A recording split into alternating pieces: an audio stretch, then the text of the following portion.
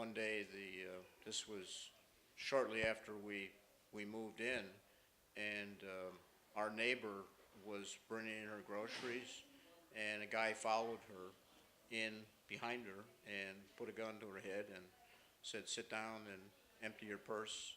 And so he took all her money, credit cards, and she sat in the lobby while he held a gun at her head. And she was didn't get injured, but she was very upset and scared after that. And this was in an area that was considered fairly, safe. Today we're in the perimeter. You know what the perimeter is? We're blocked from President Obama's house. Oh yeah. Yeah, so there are guys just down the street that sit there every day, all day with big guns. So our neighborhood, our immediate neighborhood is much quieter now. So, um, why did you choose to live in Hyde Park? Like, Well, I think that the basic reason were the schools that we could send our children to. We wanted to have our children go to a public school, and there was opportunities there, particularly with Murray over on 53rd Street, which you may know is a language school. So when the kids come in at kindergarten, they can start to learn either German or French, Japanese. Um, there's another language, maybe Spanish. Mandarinian? Pardon?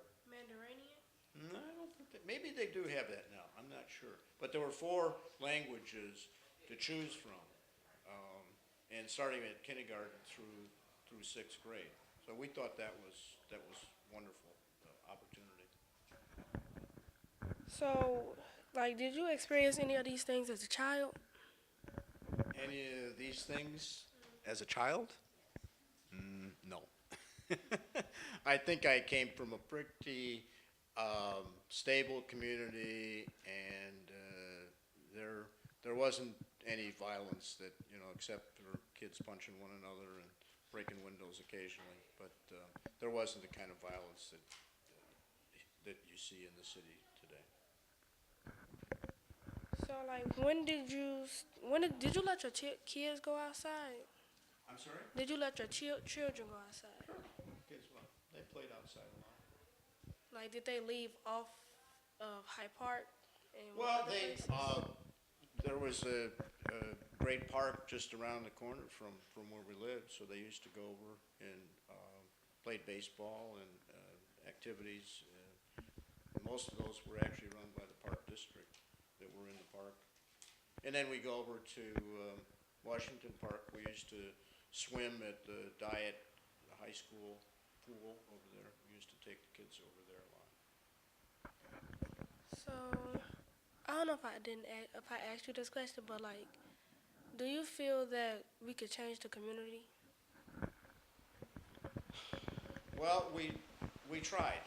I think the things that this church represents, that I wanted to be a part of, and I think that we continued to do when I was here, or to provide opportunities for people in the neighborhood. One of the things we would do in the summer, the government had what was called a neighborhood youth corps, and it provided kind of like what you're doing here, this process. It was a program that gave young people, I don't know, 40 or 50 bucks a week. It was a little bit of money, and then they would work like 6 hours a day at a facility to do maintenance or yard work or whatever the group did. So we always had a neighborhood youth group here. We had 30 more kids working in the summer, every summer that I was here. They would do things in the building. They would help us clean and maintain the building, and then we did a lot of gardening. The garden that's outside and God's Little Acre across the street, we started those when I was here, and then we would have the kids learn how to garden and do the things you need to do to keep up a garden. So we did those kinds of things. And then in the 80s, I got some money from corporations and from the church, and we built the solar greenhouse, which is attached to the building here.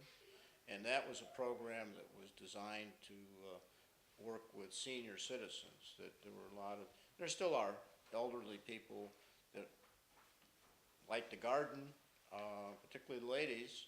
And so we had about 20 or 30 of the seniors that would come down here every day and work in our greenhouse during the winter. And then they had the gardens outside during the summer.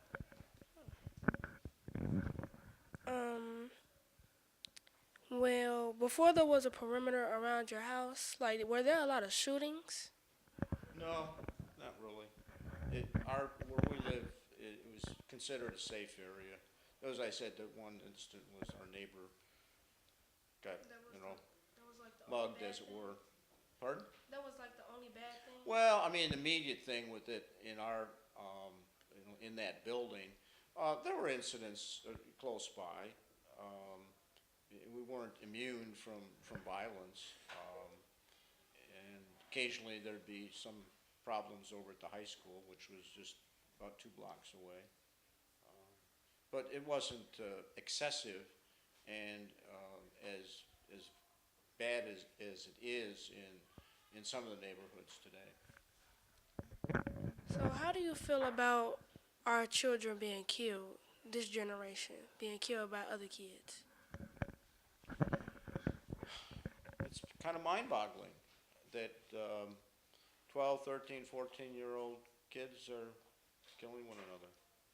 I mean, to me, what it shows is a failure of our society in not being able to stem the use of guns. I mean, if you took away the guns from the bad guys and anybody else, the crime rate would drop immediately.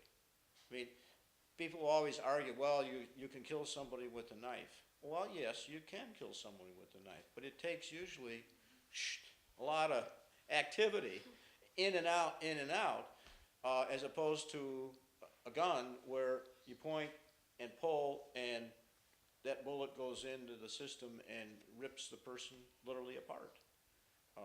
So a gun it's got one purpose. It's to harm someone or something. A knife, you can use it to cut bread or you can use it to stab somebody. But a gun has one and only one purpose, and that is to harm someone, to kill someone, to wound someone or something.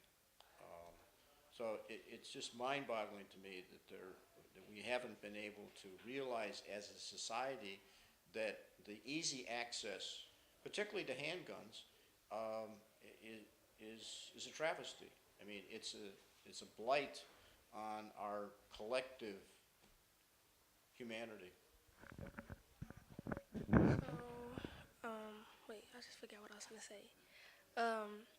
So, like, before this, do you think that the gangs influenced this, like the Black Star Rangers? Well, the Rangers as a group are pretty much over. Though the church was very active trying to provide an alternative to the gangs, particularly in the 60s. The pastor at that time was John Fry, who was here, and no one in the neighborhood knew how to handle the gang activity.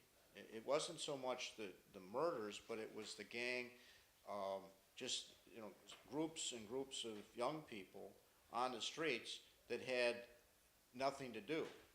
At one point, it got so bad you think things are bad in the public schools in some areas today, they wouldn't take kids. Say a mother would take her child over to the school, and the school was so packed with kids that the principal would just say, well, why don't you just keep Johnny and Jane at home, because we can't do anything for them. So they literally wouldn't take kids into the school because they were so overcrowded. And this church started what was called an excluded child program. And they started teaching kids who had been excluded from the public schools. And so there were young people that had never gone to school, whose parents were wherever, maybe they were there, maybe they weren't, and the kids learned to live their life on the streets. And that's what formed the early point for Jeff Fort to organize the Blackstone Rangers. And then they got in fight with the Disciples, and so there were gang rivalries, and that's where the killings went between the gangs. It wasn't so much, people who were minding their own business, going to work and living in the neighborhood, but it was the violence between the gangs and the turf issues of this is ours and this is ours and this is yours, and the gang violence. And this church tried to provide alternatives to some of the young men and women who were involved in the Blackstone Rangers. One of the interesting things that a lot of people don't remember or even know about is that Oscar Brown Jr., who's a famous musician, he died a few years ago, he helped is asked by the church to come down and help put on a musical using the gang members for the cast. And they put on a show called Opportunity Knocks. And I remember when I was in college coming down here to see that. And it was a musical review. And it actually went on, and they ran it on CBS television a couple of times.